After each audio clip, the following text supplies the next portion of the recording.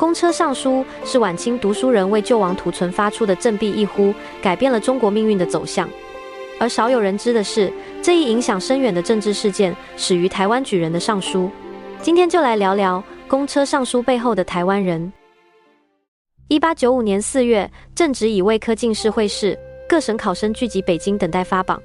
马关条约签订的消息传到北京，此时金榜未接，而桑梓之地已割予倭人。这群胸怀安邦定国志向的热血书生闻之后群情激愤，他们中的台湾举人最为悲愤。台湾通史记载，乙未割台，台湾举人会试在北京、文浩、尚书督察院，力争不可。当时台湾在京举人汪春元连夜和同乡罗秀慧、黄宗鼎商量对策。情急之中，3位举人找到台湾籍京官叶提彦、李清奇，众人垂手顿首，痛哭流涕，联名写下台湾举人上书督察院，弃叙勿弃台地成文，痛陈割台之害，力求保台抗日。5人在督察院门口跪了整整1天，直至双膝流血，苦求督察院将上书带奏光绪帝，史称5人上书。他们提出，与其身为降虏，不如死为义民。在京应市的各省举人目睹台湾举人垂涕请命，莫不哀之。其中就包括正在北京参加会试的维新派领袖康有为。康有为意识到台湾民心未失，士气可用，于是决定联合18省举人，在松竹庵聚会，以1昼2夜草成万言书，提出聚合、变法、迁都3大主张。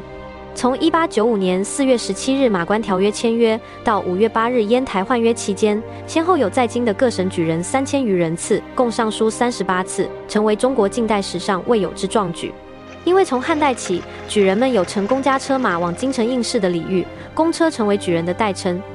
所以这次上书也被称为公车上书。令人唏嘘的是，这些上书自始至终都未曾送到光绪帝手中。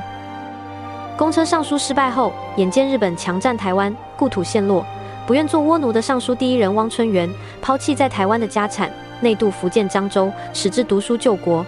1903年，汪春元中为进士。此时台湾陷落已久，清廷不准内渡台湾考生据实书写籍贯，但汪春元不顾清廷禁忌，仍将籍贯填写为福建台湾府安平县。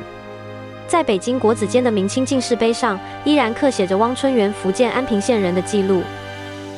1905年，清政府废除施行了1300年的科举考试制度，汪春元也成了台湾最后一名进士。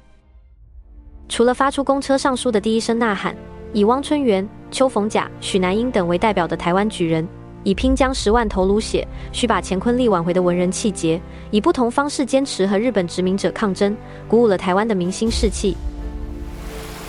愿得此生长报国，换得云开平海波。一段往事，见证了台湾读书人不灭的爱国风骨。